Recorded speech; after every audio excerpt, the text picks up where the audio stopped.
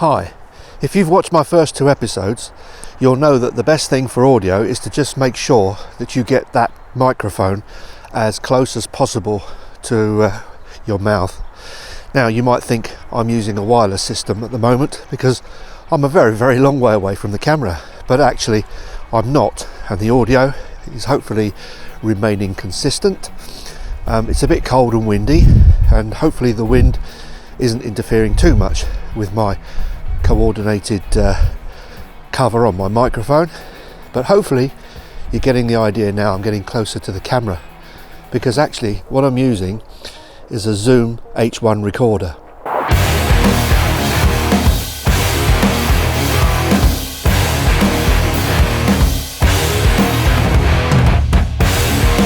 Somehow you've got to get the audio off of this recorder and get it onto the camera, or get it with your film. So what you do is you offload your film, you offload your audio, and you load them into your editor, and you, before you film outside here where it's really cold at the moment, you go something like, and that way both the camera and the recorder is picking up that noise, so that when you look on your editor you can see a sudden peak in the audio.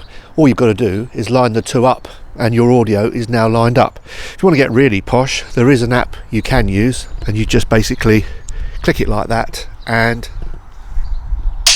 but you've got to make sure your camera hears it as well. Once you've got it lined up, everything's fine. Recorders also offer an auto or a manual gain. The Zoom H1 actually also has a limiter, which is fantastic. Now if you don't know, a limiter, what it does is when the microphone gets a certain spot in the audio, the limiter switches in and crushes it down. The only thing with a limiter is then if you switch it in, it does on this recorder anyway, it just adds a little tiny amount of self noise underneath, but it's handy to stop clipping when you're out in noisier environments. So you can use this as a handheld mic, and what I've done is I've colour coordinated it with my shirt. You can just use it behind the camera and the audio remains absolutely consistent.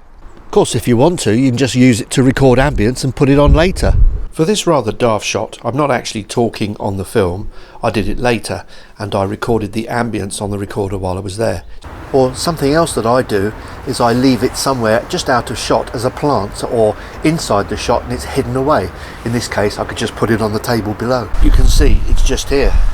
Or if you want to, just be brazen about it and use it and put it in the shot. So a Zoom or a little recorder can really improve your audio a great deal.